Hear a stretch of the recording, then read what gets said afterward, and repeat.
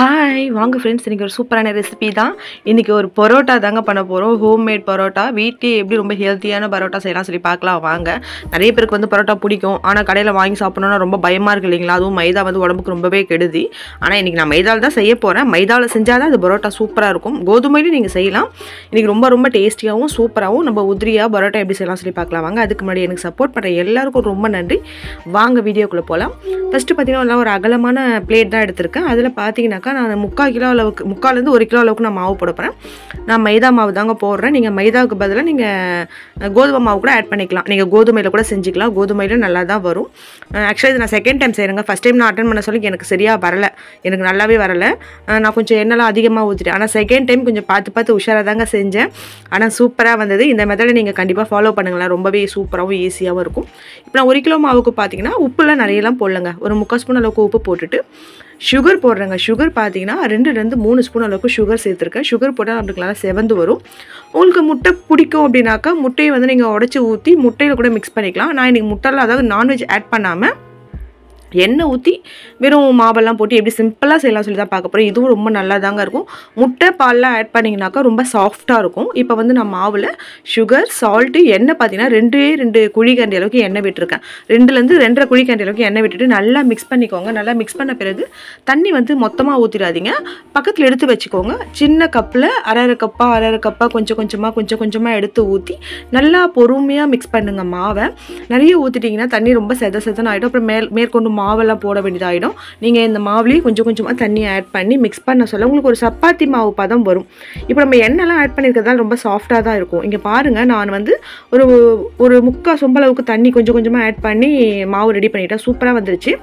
இப்போ இந்த நான் மிக்ஸ் பண்ணி வச்சுருக்க சப்பாத்தி பதம் மாவு எடுத்து நல்லா அடிங்க. உங்களுக்கு எந்த அளவுக்கு பவர் இருக்கோ அந்த அளவுக்கு பவர் போட்டு நீங்கள் அடிங்க. அடிக்க மாவு வந்து ரொம்ப சாஃப்டாகவும் நம்மளுக்கு பரோட்டா வந்து தட்ட சொல்ல ரொம்ப ஈஸியாக இருக்கும்.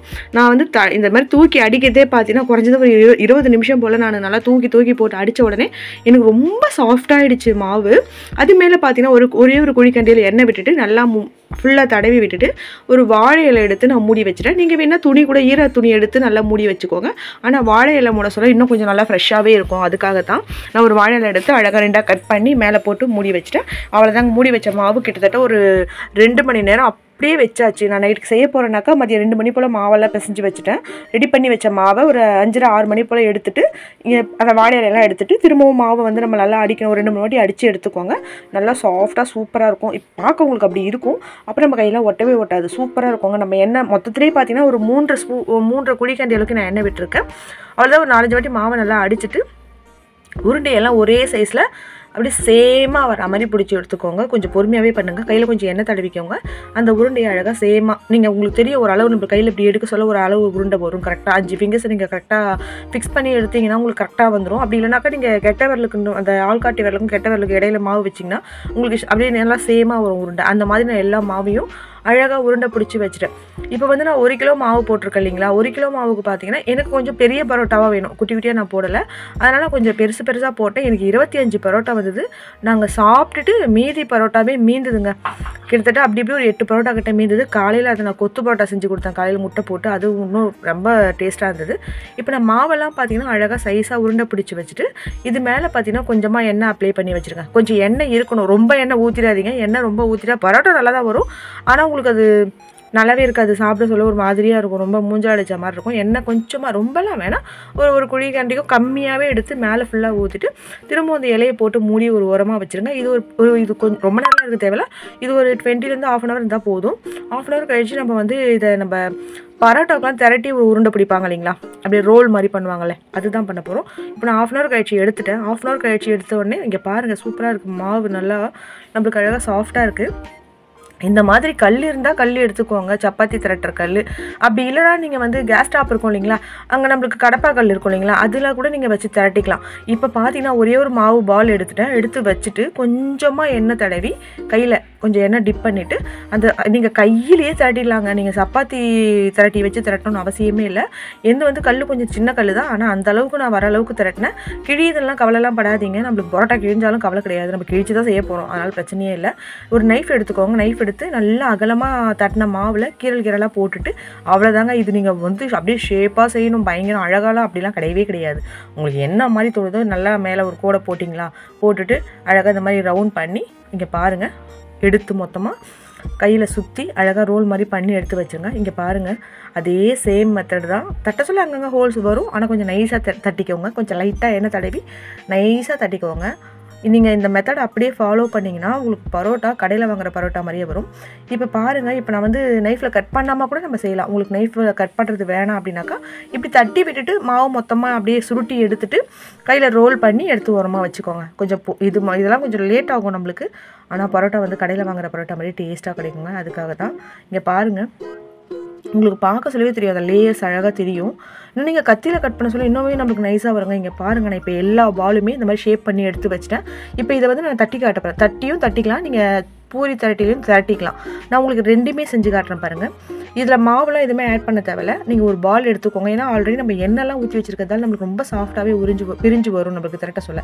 பூரி திரட்டிலையும் நம்மளுக்கு சூப்பராக இங்கே பாருங்கள் லேயர் தெரியுதுங்களா, அழகாக வரும். நான் வந்து உங்களுக்கு சாம்பிளுக்காக ஒன்று திரட்டி காமிச்சேன். நான் எல்லாமே கையிலே தாங்க தட்டினேன். நம்ம ஆயிலெலாம் ஊற்றி வச்சுருக்கிறதால ரொம்ப சாஃப்டாக இருந்தது. கையில் இப்படி தட்ட சொல்லவே எனக்கு பரோட்டா சூப்பராக கடையில் வாங்குகிற பரோட்டா வந்தது.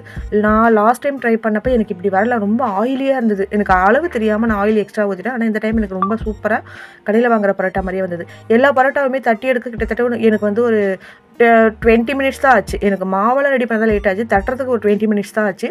இப்போ தவாவில் சுட்டு காட்டுறேன் பாருங்கள். நீங்கள் ரொம்ப எல்லாத்தையும் தட்டினே எடுத்துகிட்டு போனாலும் போகலாம், ஒன்றும் ஆகாது.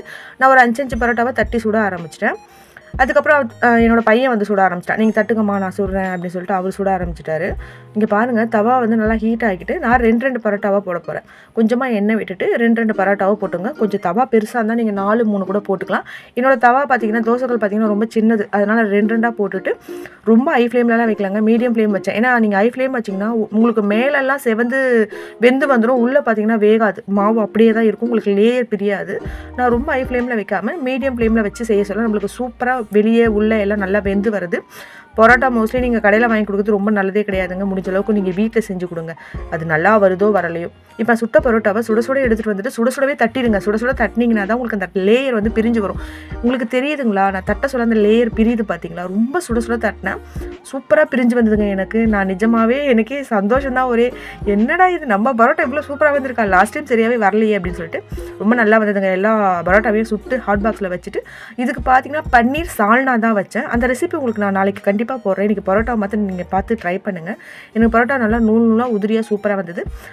சுட்டுட்டு நான் ஆளுக்கு எத்தனை பரோட்டா வேணுமோ 2 இல்லை 3 வச்சுட்டு அந்த சால்னா பன்னீரில் சால்னா கேள்விப்பட்டிருக்க மாட்டீங்க, நான் ட்ரை பண்ணேன், ரொம்ப சூப்பராகவே வந்தது. நிறைய சால்னா நிறைய ஊற்றி நல்லா பரோட்டாவை நல்லா ஊற வச்சுட்டு நீங்கள் உதுத்து போட்டு, அதாவது பரோட்டாவை பிச்சு போட்டு கூட சாப்பிட்லாம், அதுவும் நல்லா டேஸ்ட்டாக தான் இருக்கும்.